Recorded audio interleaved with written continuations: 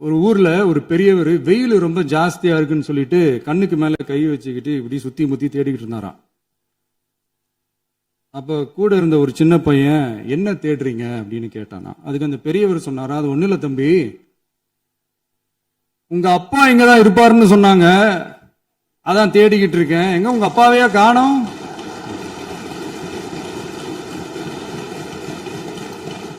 இல்ல அந்த எங்களுக்கும் நக்கலா நையாண்டியா சம்பந்தம் இல்லாத குட்டி கதை இதெல்லாம் எங்களுக்கும் பேச தெரியும். அந்த கதையில பெரியவர் அப்படி சொன்னாராம், தப்பா எடுத்துக்காதீங்க. அந்த கதையில பெரியவர் அப்படி கேட்டாராம். அதனால யாரும் இங்க டென்ஷன் ஆக வேணாம். அதனால இன்னொரு இந்த என்னுடைய உரையை முடிக்கிறதுக்கு முன்னாடி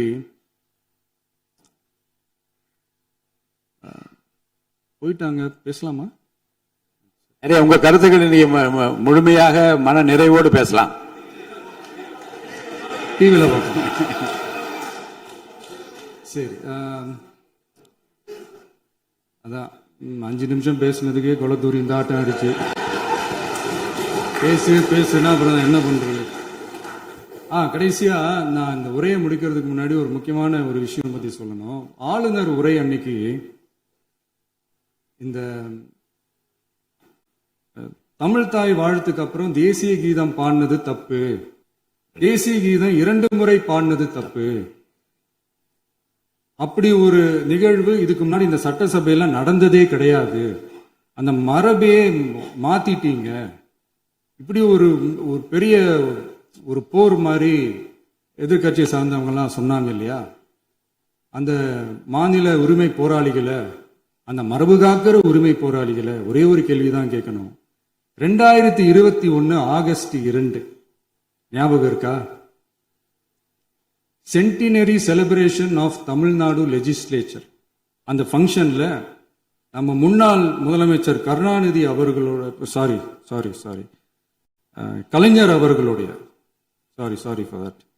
கலைஞர் அவர்களுடைய புகைப்படத்தை மாண்புமிகு குடியரசுத் தலைவர் திறந்து வைக்கிற ஒரு ஃபங்க்ஷன். அந்த ஃபங்க்ஷன்ல national anthem followed by Tamil Thai Vazhthu அப்படின்னு அறிவிச்சது ஞாபகம் இருக்கா? அதாவது தேசிய கீதத்துக்கு அப்புறமா 2வது முறையா, நோட் திஸ் பாயிண்ட் மாண்புமிகு பேரவைத் தலைவர் அவர்களே, பிளீஸ் நோட் திஸ் பாயிண்ட். தேசிய கீதத்துக்கு அப்புறம் 2வது முறையாக தமிழ் தாய் வாழ்த்து பாடப்படும் அப்படின்னு சொன்னது ஞாபகம் இருக்கா? அதுவும் முத்தமிழ் அறிஞர் அப்படின்னு சொல்ற நம்ம கலைஞர் அவர்களுடைய அந்த புகைப்படம் வெளியிட்டு விழாவில் அவர் இருந்த இதே சபையில தமிழ 2வது இடத்துக்கு தள்ளினது யாருன்னு ஞாபகம் இருக்கா?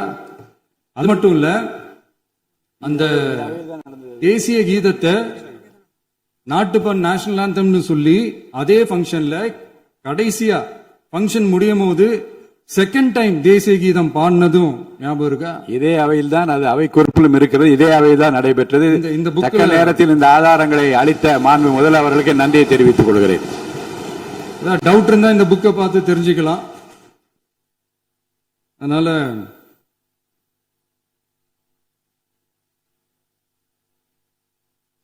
இதெல்லாம் கேட்டா என்ன சொல்லுவாங்கன்னா, அது ஜனாதிபதி கலந்துகிட்ட ஃபங்க்ஷன், அதெல்லாம் அப்படிதான், அதெல்லாம் கண்டுக்க கூடாது அப்படின்னு சொல்லுவாங்க. இதே மாதிரிதான் பேசுறது ஒண்ணு, செய்யறது ஒண்ணு, பேசுறது ஒண்ணு. இதெல்லாம் மக்கள் பார்த்துக்கிட்டு இருக்காங்க. எலெக்ஷனுக்கு முன்னாடி தான் அப்படி செஞ்சுக்கிட்டு இருந்தாங்க, இப்ப எலெக்ஷனுக்கு அப்புறம் அதே தான் செய்யறாங்க. இந்த விஜயையும் சாமானியர்களின் உண்மையான சமூக நீதி அரசையும் அவமானப்படுத்துறதுக்கு தான் அவங்களோட அந்த பொலிட்டிக்கல் சீனியாரிட்டி அது பயன்படுத்துது போல. சரி, செய்யட்டும், நல்லா செய்யட்டும். இப்போ ஆனாலும் நம்மளுடைய மாநில உரிமை, மொழி உரிமை, உத்தம உத்தரர் போல வேஷம் போடுற எதிர்கட்சிக்கு ஒன்றை மட்டும் ஆணித்தரமாக சொல்றோம். உங்களை மாதிரி தமிழ்னு சொல்லிக்கிட்டு, மொழி, பண்பாடு, கலாச்சாரம்னு சொல்லிக்கிட்டு ரெட்டை வேஷம் போடுறவங்க நாங்க கிடையாது. உலகெங்கும் வாழும் என் தமிழ் சொந்தங்களுக்கு நம்முடைய உத்தரவாதம் தமிழ் தான் எங்க உயிர் நாடி அப்படின்றத மறக்க மாட்டோம். இப்பவும் சொல்றோம், மாநில உரிமையில எப்பவும் உறுதியா இருப்போம். அதே சமயத்துல அரசியல் வேற, ஒன்றிய மாநில அரசுகளுக்கு இடையே இருக்கிற நிர்வாக அணுகுமுறை வேற. இதுல நாங்க ரொம்ப தெளிவா இருக்கிறோம். அதனால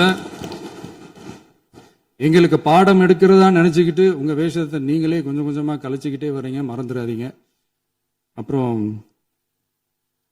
நேத்து எதிர்க்கட்சி தலைவர், மாண்புமிகு எதிர்க்கட்சி தலைவர் பேசும்போது நிறைய பேசினாங்க. அதுல ஒண்ணு மட்டும் அரசு சொல்றதா நினைச்சுக்கிட்டு நம்மளை இன்டைரக்டா ஈவில் அப்படின்ற அந்த வார்த்தையை யூஸ் பண்ணாங்க. எனக்கு ஒன்னே ஒண்ணுதான் சொல்லணும்னு தோணுது. ஈவில்ஸ்னு டெவில்ஸ் பேசக்கூடாது.